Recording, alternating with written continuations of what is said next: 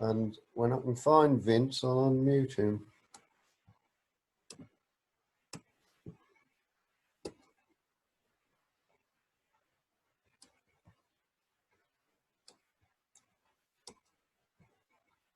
Okay, Vince. I'm unmuted. Well, I've unmuted you. And you can all hear me, I hope. Well, good evening and welcome to our first digital AGM. Thanks to everyone that's joined, and I'd like to wish everyone well in these very, very difficult circumstances. I better tell you all a bit about myself, and I've made a few notes just in case I've forgotten. You understand I am very, very old. I'm Vincent Hammersley, and I'll be taking over from Paul as the new chair of the Coventry Society. I was born in Coventry and lived here all of my life virtually since 1950. My background's in corporate communications and press and media relations with Rover BMW and then with Warwick Business School until I retired. I guess you know that this is our 50th anniversary this year, and this damn virus has thrown a real wet blanket over all of that. But hopefully, before the year's out, we'll have some events that we can use to celebrate the year with. I was looking through our the aims of the society, which I think is important to remind ourselves about. It certainly was important for me, not being the longest standing member of the society. And briefly, it's to promote the environmental, social and economic, cultural improvement of Coventry, to promote the standards of planning, urban design and architecture within the city, to preserve and to promote understanding and appreciation of the built landscape and environmental heritage, to promote high quality public amenities and services, and to promote harmonious relations among the community of all races, beliefs and cultures in Coventry. Founded in 1970 and revived again in 2004. Before I go any further, I really have to thank Paul Maddox, who is suffering from a technical problem. He's been an outstanding chair. I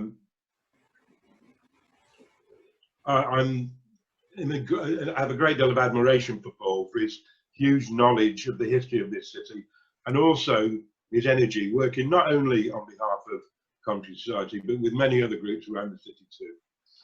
I'm so grateful that he will be vice chair for the year, and will always be grateful for advice and guidance, and not a little relieved as well. I'd also like to thank our committee. Our committee's breadth of knowledge on everything from planning matters to our remarkable city artworks, together with the sheer commitment in time that they give, is impressive. Over the years, we've had many successes, but sadly, we've had a few failures too. Those failures means that our city has lost heritage from our past, which has gone forever. We understand that Coventry has always been at the forefront of innovation and progress, both within the UK and worldwide. I was rather surprised that we even had our own patent office once, and there wouldn't be a motor car on the road today, for instance, that wasn't for something that was invented and patented in Coventry. Things like the differential gear, anti-lock brakes, these kind of things. But as a society, we're not stuck in the past, and we do regularly support quality plans and proposals which any modern city must adopt. However, my view is that the heritage is that which we inherited from the past, which defines the history and character of our city. And that legacy is that which we leave behind for future generations, which will contribute to the idea of what it is to be a Coventrian. Personally, and I do mean personally, I'm unsure that much of the recent development, I'm unsure what statement much of the recent development will say to our great-grandchildren, if it's still standing. A far cry from the quality consideration given to the people of Coventry by the likes of Gibson and Ling, who were so determined to incorporate our past incorporate our post-war regeneration with the aim of making a city designed for the people that live in it. I have a few fears, though. I'm concerned about the average age of our committee and our membership. We're a relatively small group. We're only 100 people in all with members. And we do need to increase our membership. We need younger members too, to carry on what the Coventry Society has done over the last 50 years. I would like to ask everyone to help in increasing our participation and membership and active participation with the group.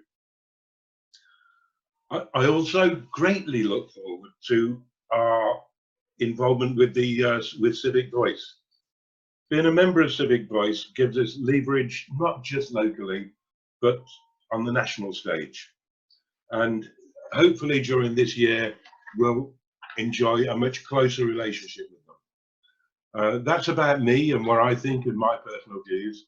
And I'll be quite happy to answer any questions that anyone has for me.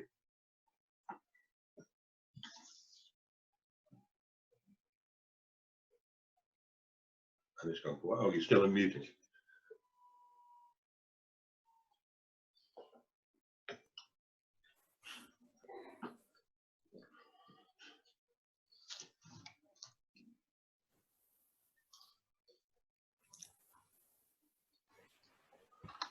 Go ahead, Sarah. Oh, I didn't realise I was asking a question. I was kind of saying, yay, that was really good. A really good speech. That was more of my kind of thing. But I suppose while I have an opportunity, thanks for the name check for Civic Voice, Vince. Oh, it was a pleasure. And yeah, we're really looking forward to working with you all as well. And yeah, as you know, I'm a local girl, so really happy to help wherever I can. And I suppose to say that we're still planning on having the Civic Voice conference in Coventry in 2021. That's still on the cards. Obviously, everything with events and stuff is up in the air at the moment, but we are still working on that basis. So, so I suppose that's probably it from me. But I suppose actually, with a question just popped into my head, you said about recruiting members and everything. And I suppose there's something I was thinking that maybe if all of us could get like one additional member, if we could do that, that's quite a small thing. Are there any things that you would like the society to do with those volunteers if we could get one? You know, if each of us got one extra person, well, what would you like to do with them? Well, I signed up my daughter, by the way. I didn't ask her. But my daughter's got huge followings on some of the social media sites. And just that one signing has a potential of attracting a number of others. Yeah. And I'm particularly with social media, it's more of a young person's thing. And I think that it would be interesting because I could be 100% wrong with it, but I think a lot of the much younger generation spend an awful lot of time stuck into the media rather than looking at the environment around them as a whole, which is a great shame. And if they were to get a little bit more involved with the Coventry Society, it might excite them a little more about our city and its heritage and where we would like to go in the future. Great. I'm up for that. I'm up for trying to recruit an extra person. I'll do my best. Yeah, one person would be lovely. We could try and get your dad back, Sarah. Oh, he's definitely there. He keeps telling me he's got to send his check off. He is? He hasn't rejoined. Oh, I think it's a case of he's forgotten to send his check off. He keeps telling me he needs to do it. Postal order would do. I'll remind him. Right, is there another question? Hello, Vin. Can you hear me? I can hear you. Can you hear me, Vin? Yeah. Obviously, the city is going to be going through a difficult time with the virus, on top of, I suppose, a very difficult period with, for instance, finding a large store to enable the city centre south to become a reality.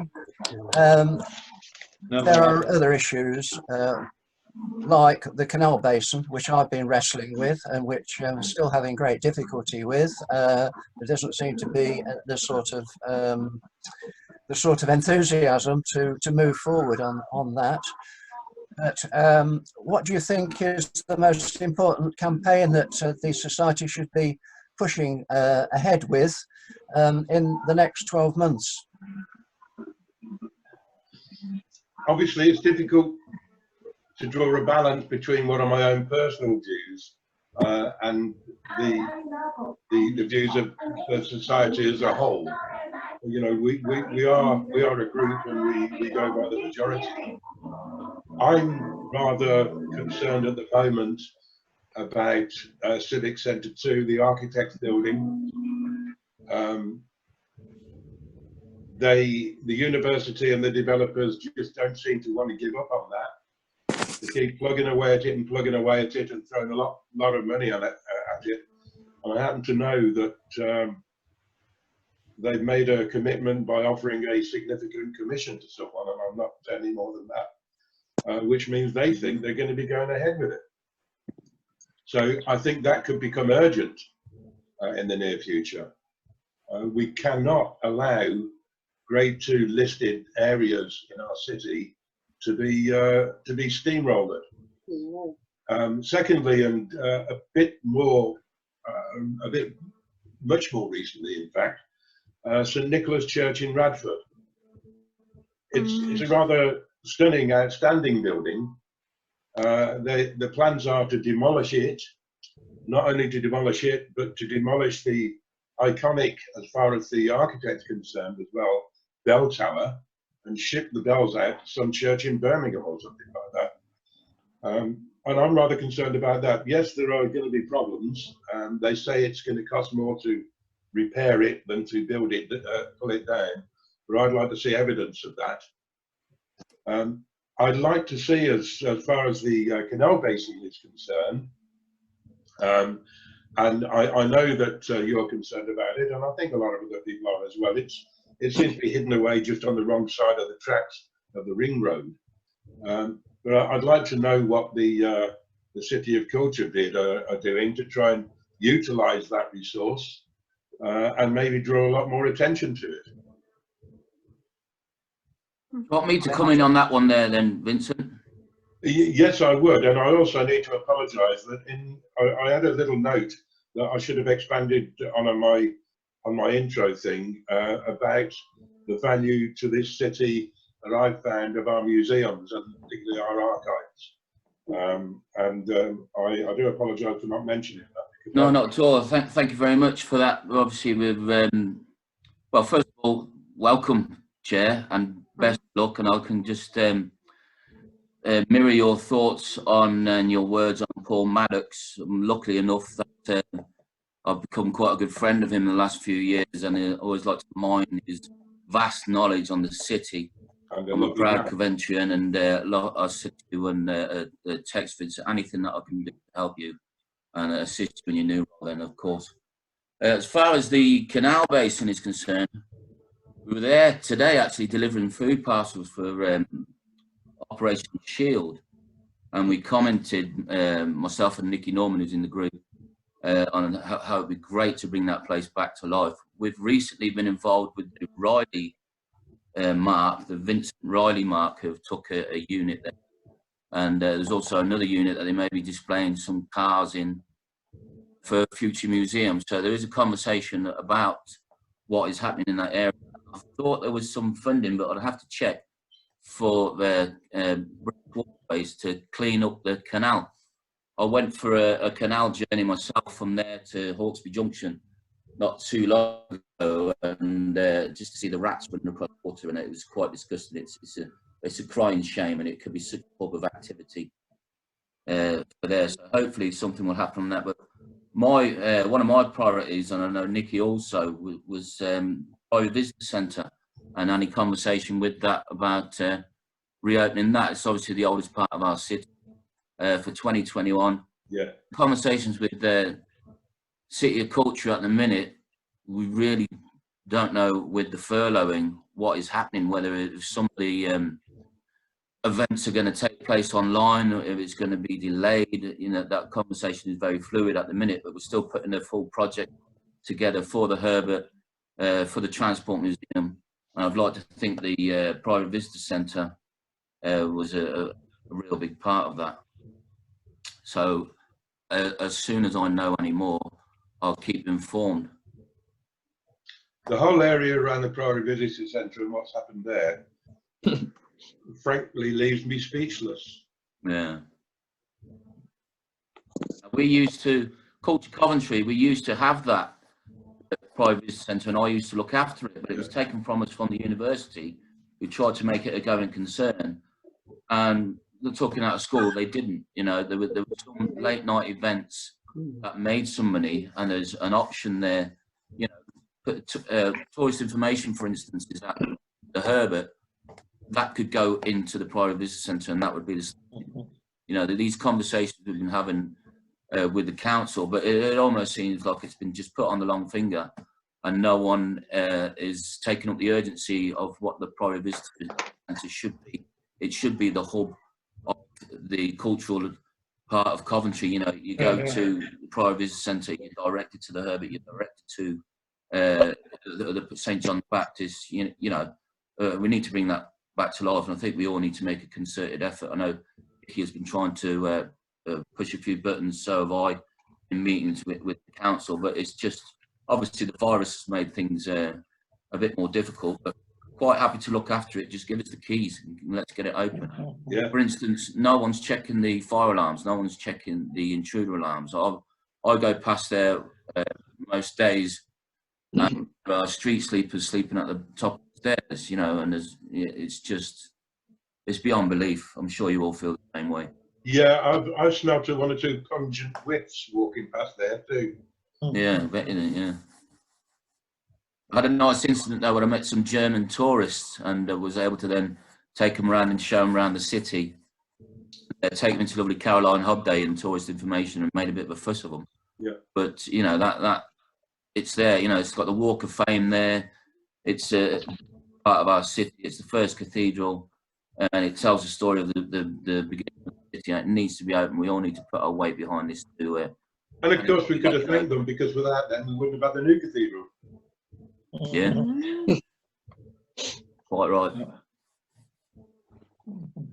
Anyway, that's me. David, you've got your hand up. Did you want to say anything or ask a question? Yeah, are you referring to me? You. Yeah, I would like to, if that's okay. Yes. A question on his new chairmanship, and congratulations as well. You did mention just a short while ago that you are a man of strong personal beliefs, and have expressed those feelings in the past through the press. Language, yeah.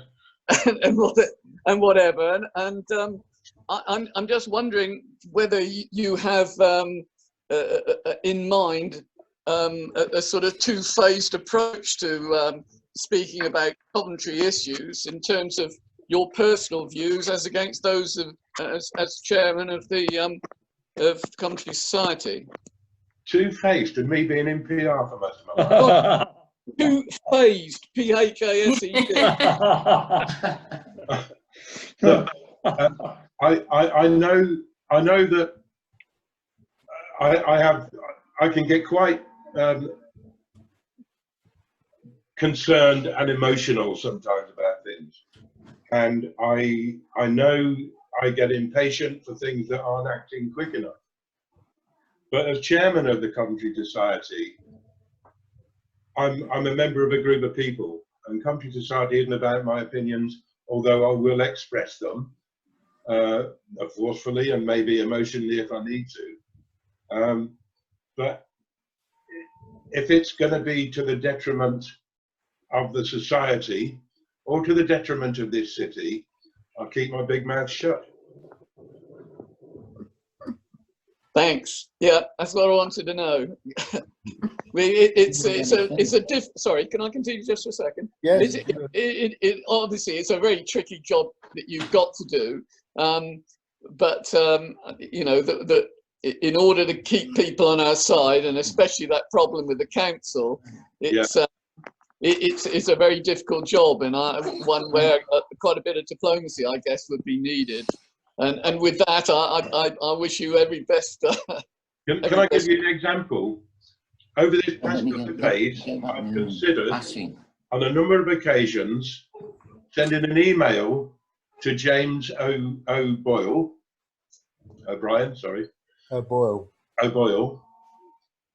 congratulating him and thanking him for his efforts in preserving the recently uncovered Old White Lion Hotel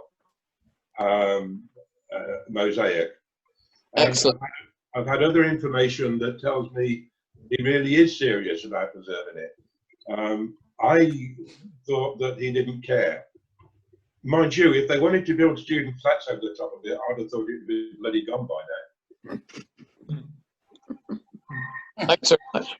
But, you know, if it's, as I said, we're not here to fight with the council. We'll fight and we'll campaign if needs be, but we'll support them if they're doing something that we think is good for the future, as a legacy for the future heritage of this city. Hiya. Go on, Harry. Thank you. Congratulations, Vince, on taking over with a good start and interesting us all. You've already given me a couple of ideas. One is with regard to attracting young people, is linked to which direction we should emphasize in the coming year. And I would like to mention climate change, because they are very keen on anything to do with climate change. And specifically, I had in mind what we could do. We could promote the planting of trees throughout the city, because the trees have already been promised by Severn Trent. 350,000 trees have been promised, but they're short of spaces to put them in. And if we as a society could just get together and identify quite a few spaces. I mean, there's a place near here in Walsgrave, I can see where 6 could go. Now that's not many, but it would gradually fill all these open spaces with trees, and it would enhance the city and leave a legacy too. So that was my suggestion for the coming year.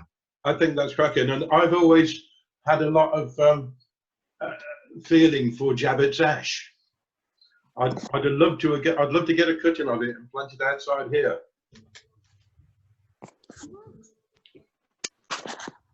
Thank you. Thank you.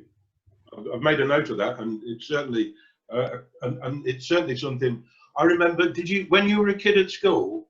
Yes. Maybe not, because you're probably nowhere near as old as I am. Did you ever get a little badge saying "Guardian of the Trees"?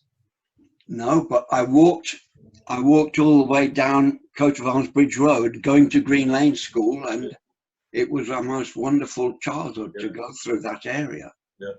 Apart from climbing, I want to mention something. This question of these trees is not actually on the list of achievements of the City Council with regard to climate change, because it's being done by Severn Trent and another organisation. And I think to pull that together and add it to the list of aims and achievements of the Coventry City Council may ensure that it actually happens. Otherwise, it won't happen, I don't think. No. And if it could be incorporated on their list with acknowledgements to Severn Trent, I think that would be another move too, because it would be there in the public realm more. Yeah, well said. Yeah. We're publishing a story about Earth Day on Wednesday.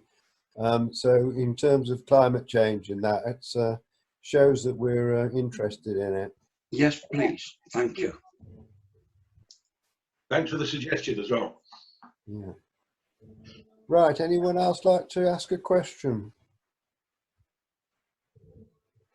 Or say something? Make a statement. I just get back to Harry on that, and a note of climate change. We're changing all the vehicles for the Transport Museum and the vehicles for the Herbert to electric vehicles, and looking at getting electric charge points and going down that route. So that might add a bit of weight to your elbow. It does. I don't know about trees though. Yeah, that is on the Trees look council. nice. I think that Sorry. is on the council's list of objectives, but the trees were left off. And I think, having seen what's happening elsewhere in the world, I think the trees are very important. I do too. I'm a bit. Yeah, very And I much think so, very you much get so. widespread public support, especially from young people too. I'm a bit concerned about because I didn't know about this Severn Trent promise. You know, I am aware that when developers, for instance, at Bannerbrook, which is near us, developed the old Massey's site, I contacted the council and said, well, what they're doing, what they're giving back here, because we need it. And they said, oh, the developers are giving all these commitments about what they're going to be doing for projects in schools and this and that and the other. And there'll be a medical centre and a health centre and whatever else. And to date, I've been totting up all the things that they did do according to those commitments, and all the things that they didn't. And it was rather an easy sum. They did sweet Fanny Adams.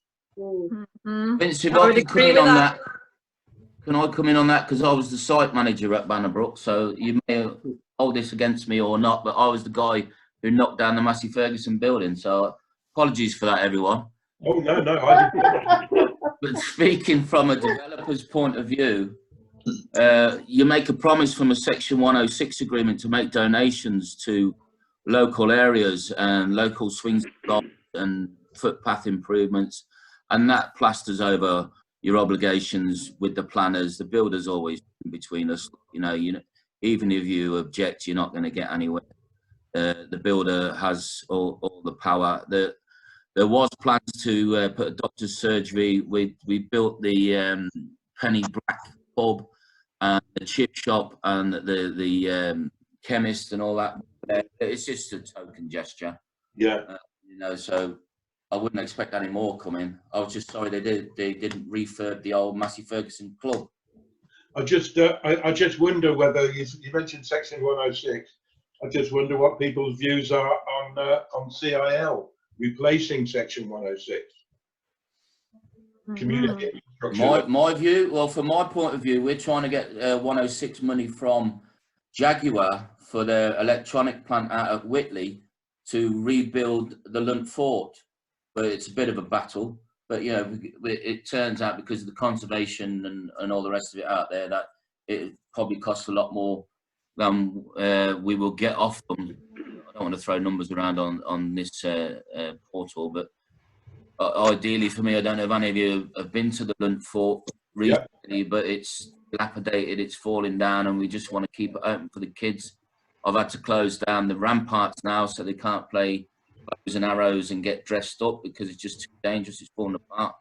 I know it was built by the Royal Marines in the 70s, and I think it was £140,000 in 1970. So if you equate that to the price of an average house, it's probably £250,000 now, which Jaguar are not going to give us the money for that. So we might get enough money off Jaguar to do a bit of weeding and paint the granary and fix the toilets, and that's about it. So, but that's another project that we're trying to push and trying to deal with to get. I mean, wow, wouldn't it be great to have the Lunt Fort open as an Iron Bridge museum with interactives and, you know, with coaches turning up and your javelin and bows and arrows and hawks flying and something in the gyrus. About coaches turning up. When I went at the last open day, we couldn't get anywhere near the car park. Yeah, well, one of the main things I'm trying to do is rebuild the hammerhead into the access so you can actually get coaches in. Yeah. Constantly getting complaints by locals that coaches are parking up the street. So well, they can't get in. There's no access. Yeah. Too tight to get in. I mean, it would do a lot with Barry at the Airport Museum, and when we have the Luntfort Festival, it lets us park a few cars in there. Yeah. But it's not good enough. It's a European gem. It's the only rebuilt in Europe, and we don't do anything with it. It's another one that's on the private visitor centre list. It's a disgrace. Sorry. Can I? I'm going to leave you in a minute, but can I? A couple of years ago, I took a group to Warwick University. We saw autonomous vehicles, driverless vehicles, and we saw something of the light railway tram project. Some of you may remember the very excellent visit we had there. Clearly, it's going to become a very important thing, the transportation across the city, and there are developments already taking place. One of them, of course, being the trial of the tram, I think somewhere in the Black Country. At the time, we expressed great interest in pursuing that and perhaps going and having a look at how it works and even trying it out. May I suggest that we do follow up that particular line of interest in the city as soon as possibly can. As soon as this virus thing is over, I would have thought that it's something that will be on the stocks very soon. They'll be talking about the route of the tram, which will clearly be very controversial, knowing Coventry. May I suggest that we enter into the discussions that must be taking place and ask to make another visit? Can I suggest that, Vin? It's a cracking idea, Keith. Okay. And by the way, Keith, I'm very sorry that in my intro, although I mentioned Paul, I didn't mention the many years of dedicated service to the chair. So let me say it here now. Thank you very much. Okay. Well, thank you.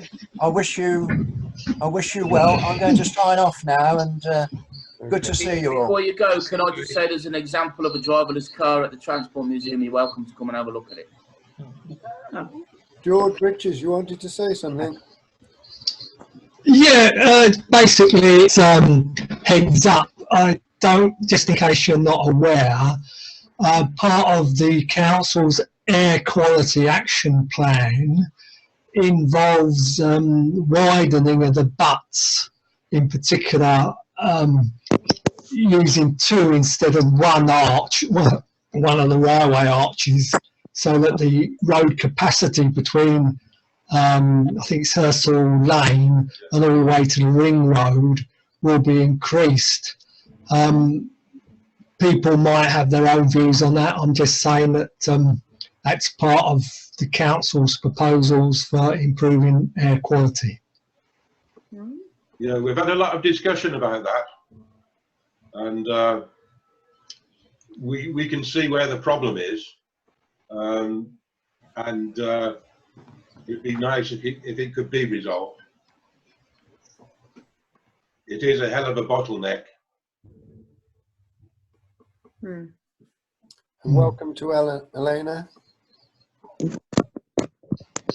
My view, yeah, I mean, my view is that highway capacity should not be increased anywhere in the city because it only leads to more traffic in the long run, causing more congestion in other parts of the city. So that's just my view. I think the writing is on the wall for individual personal transport. Speaking as a confirmed, if retired, petrol head. I've gotten rid of all my old baggers.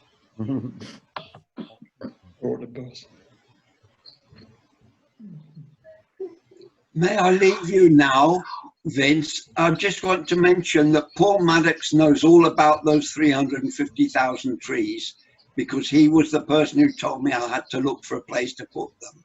Well, when we can get out and in amongst the again, I'll have a chat with him. I'll leave you now if I may. Thanks for coming. Thank you for, I've enjoyed it very much. Bye everyone. Bye-bye. Bye. Elena, do you want Bye, to too. think? Yeah, I'm sorry. Can you hear me? Yeah. I'm sorry I was so late. It's because, as I explained, I was part of another Zoom meeting that I was committed to. Otherwise, I would definitely have been here at the beginning, and it feels like a really worthwhile thing to be doing. Thank you. Thank you. Maybe if you could get here at the beginning, you could tell all of us old farts how to do it properly. I don't think so. What do Sorry, I'm excluding the young farts. What do people think about the idea of trying to get some speakers and doing this as an online meeting with speakers? And does anyone have any idea who might be willing to speak to us as a society? I liked your suggestion. It's unfortunate Kathy's position, and I think it would be a really interesting thing, and it's the kind of thing that we can whack on our archive and maybe attract more viewers to us, more attention to us. Well, earlier this afternoon, I was actually part of a webinar, and there was a speaker who's an academic in London, and apparently there were 170 people, including in India and in North America, who were part of it. Most of the time, it was just the speaker on the screen and his PowerPoint, but then it was facilitated in such a way that people could actually email in questions, or they could actually be given the mic, as it were, and we could hear them but not see them asking questions, and they were answered. And it seemed to work extremely well, but I have no idea how the sort of complexity of it was managed. And the screen looked a bit different from this. Like I say, it seemed to be controlled so that most of the time it was just the speaker. But that was really good because everybody wanted to hear the speaker. And there was a chance for them at the end. We've had some great speakers, certainly. We've had some great speakers, great talks and great topics. And it just grieves me, the fact that we haven't now got them in the can on our site for people to click into and see that maybe couldn't have attended the meeting, or people abroad that are interested in. And I know we have nearly 3,000 followers on Facebook and a similar number on Twitter, and they're all over the world. And it would be nice if they could enjoy the expertise and knowledge of the people that have come and given us talks and regularly do. I would really like to explore ways of doing that, and I think it would be a great benefit to us. I think one thing that's important to say is that if it's going to be international, you have to time it at perhaps, say, 5 o'clock in the afternoon, so that people from Asia and North America at least can take part. Or if you've got another part of the world in mind, you've got to time it accordingly. Otherwise, they're excluded because of the different time zone. But if we record it and we've got it on our archive, people can come and click into it and at least hear the lecture. Maybe they can't participate and make it a two-way thing, but to have lost those presentations, of course we have to clear it with the owner of the presentation that they don't mind it going on our archive and people can click into it. I'm sure most people would agree to do that. It would be a great benefit for us to do that, and it would be nice to get these things recorded, and getting into a room and setting up mics and cameras and all that kind of stuff is a lot different to what we're doing now, and I'm sure it can be done like this. You should have said at the start, we are actually recording this. I was going to say it's possible to record it quite straightforwardly. We'll put it on YouTube afterwards, so yeah. How are you recording it? That's wizard. Record Right, has anyone else got another question, or we'll we'll finish now and plan something for the future. John, one thing I'd be interested in, it's Peter Hunter, and we've had a lot of ideas today about various themes: Priory Visitor Centre, the Canal Basin, trees, climate change, City of Culture coming up next year. And it's going to, one of the challenges for Vince and the committee, I think now, is going to be focusing down on, okay, what are our priorities going to be? What do we want to focus on? Who's going to do what? And try and develop a sense of priorities for the coming year, so that we can focus on some key themes. And then maybe answering your question, John, about speakers, is trying to bring in speakers who reflect those key themes and have an interest in those and can help us to pursue those key themes. So I just make that point. I found the discussion really interesting and Vince's enthusiasm really engaging. So I think now really trying to take the ideas and the enthusiasm and really focus on what are our priorities going to be, who's going to do what, and how can we make some of these happen, how can we make some of this progress, how can we progress some of these things over the coming year. Well, that's always going to be the problem, and I fear that whenever we push on doors, we're probably going to be getting the blocking tactic of, oh, it's the virus, and I think that will be lingering for a good while after the virus has left us, hopefully. I'll settle for that, mind you, as long as the virus gets out of the way, because it's driving me nuts. And you know, I'm going to be honest, it's scaring me to death too. You know, I actually, you know, I'm an old git myself, but I actually had to do a run to a friend of mine on the completely other side of Coventry. I'm fortunate in as much as I've got enough land to keep me occupied for the next 10 years. And I've got my daughter, son-in-law and a granddaughter who have had to flee Norway, and they're living with us. So we've got a whole family here. So I'm not isolated on my own. But a friend of mine, Nino, is right over by the in Wilson's Lane, the other side of Coventry, in Mumford. And he's very unwell, and he's sitting in a house on his own, and all he's got is Skyrim, if anyone knows what that is. And you know, it took a, you know, we went to the arena, my wife and I. She hit Marks and Sparks, and I hit Tesco's, and we took him a package down. He opened the front door into his hallway, left it in his hallway, and we waved through the window and we drove off. And I have to say, it was a very sobering experience for myself, and my wife was in bits. So, you know, it seems, although it seems a bit futile and maybe even pretentious to make hard plans about what we're going to be doing right now, we do have to make these plans. Life's going to go on afterwards, and we're going to have things to do. And it's always been difficult. But as I said, looking at our past, starting with the very first project that this organisation, the embryonic organisation, took on back in 1970, that was a success, and we've had a lot of successes since, both by campaigning and by cajoling and by advising. And we've just got to do whatever we can do. We're a small group of people, and as has been pointed out to me once by a councillor, we're unelected, but we've got a lot of followers, and people that you cannot count. Our representatives cannot count people who don't participate as agreeing with what they're doing.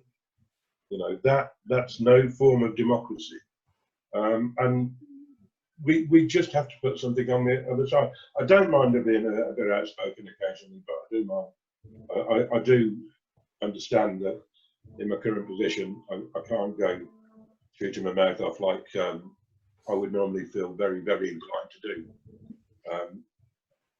But there's a lot. I'm from this city. I saw this city being rebuilt from the devastation after the Second World War. My playground and everyone else's playground were the bomb buildings. One word: BOMBILDINS, and that's what we used to do. And we saw the city centre growing, and we as Jenny-faced Grace Needs kids were so proud that we were from Coventry, you know. And there's a lot of talk today about communities in Coventry. There was one community in Coventry, and there should still be one community in Coventry, Coventrians. And we were proud. We were the first city to have a pedestrian-free precinct, and our ring road was absolutely wonderful. Look what we got that no one else in the country or Europe's got. And Coventry, the rebuilding of Coventry City Centre after the war was something that was envied by the rest of the world. People coming out of architects courses at university from all over Europe wanted to go to one or two places, London or Coventry. And we were written up in architectural journals around the world. And, you know, we've got this fantastic post-war Festival of Britain city centre, which is being slowly nibbled away at, which grieves me. And I'm bothered about what our future potential Coventrians are going to have to be proud of. And that really does grieve me. I would like to see horrible jammy-faced kids running around saying, I'm from Coventry, me, stuff Manchester.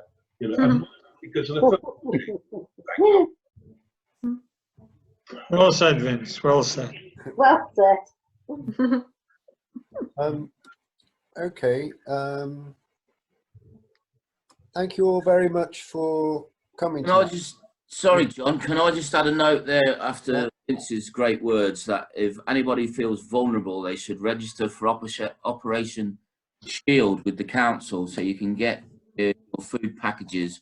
Operation Shield. So you get your medication and your food packages. So the Alan Higgs Centre, for instance, the sports hall there is full of food bags, and we're out delivering them everywhere all over the city. And you come back to your point there, Vince, about what to be proud of in Coventry. I'll tell you what I'm proud of. The lovely people that are out there when we're out knocking these doors every day. Yeah. We've really got that Coventry spirit together, knocking neighbours' doors, going to shop for each other, looking after each other, and I'm really grateful to see a friendly face on the door delivering a packet of food. So still got that post-war attitude. So, but heroes still exist.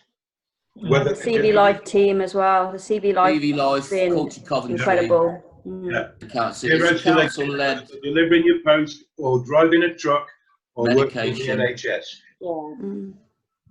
It's great to be part of it. So don't feel like you have to go out if you feel like you're vulnerable. Phone Operation Shield, and we'll drop you a food package and all your medication. So that's the main thing: is stay safe, stay indoors, run around your back garden naked or whatever it is you know.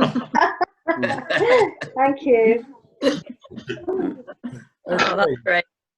Well, I think we've had a better discussion tonight than any other Coventry Society meeting I can remember. So absolutely. Thank you all for coming, and we'll try and keep the discussion going, and we'll come back to you with our ideas for how to continue this, either in this format or something else. But thank you all very much for coming to this meeting tonight. Thank you. Thanks for organising it, John. Thank you. Thank you. It was really good. Bye. Bye. Hey, God bless. Bye. Bye. Stay safe.